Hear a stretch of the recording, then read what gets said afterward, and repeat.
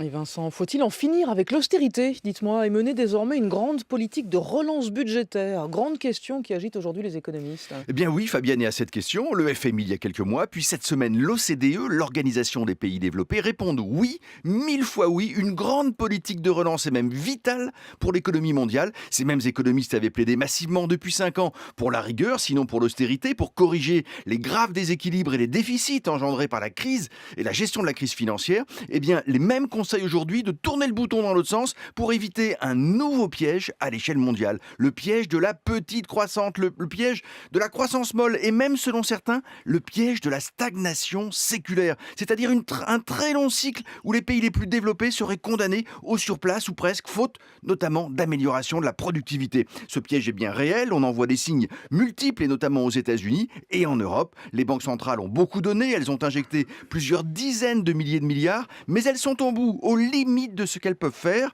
Aux États désormais de prendre le relais et l'OCDE se réjouit par exemple des projets de Donald Trump et de son programme massif d'investissement de 550 milliards de dollars pour rénover les infrastructures américaines. C'est le pragmatisme américain. L'OCDE demande à tous ceux qui le peuvent de s'y mettre à leur tour au plus vite. Et la question c'est, est-ce que l'Europe et la France peuvent-elles se permettre cette politique de relance? Ah, l'Europe est plus que jamais, elle aussi, menacée par le piège de la petite croissance. Donc l'Europe, sans aucun doute, oui, mais pas tout le monde et surtout pas n'importe comment, nous dit l'OCDE. L'organisation met d'abord la pression sur l'Allemagne, dont les excédents budgétaires paraissent aujourd'hui totalement anachroniques. L'Allemagne a les moyens budgétaires d'une grande politique de relance qui ferait un bien fou à la zone euro, mais on le sait, elle s'y refuse jusqu'ici, au nom notamment du vieillissement de sa population et du fardeau des retraites. Mais le cas de la France est très intéressant. Oui, disent ces mêmes experts, la France a aussi besoin d'investissements publics, d'autant que même s'il y a un léger mieux depuis quelques mois, l'OCDE regrette que ces investissements aient d'ailleurs beaucoup reculé sous ce quinquennat, servant de variable d'ajustement.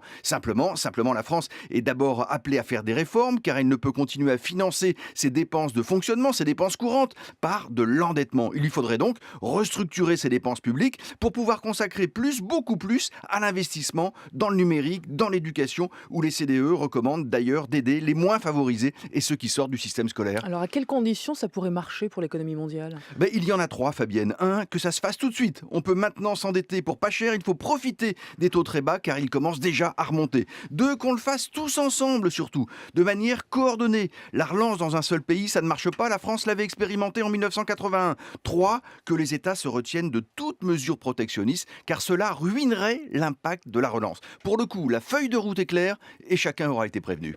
Vincent Giret du journal Le Monde, merci beaucoup, il est 7h presque 55.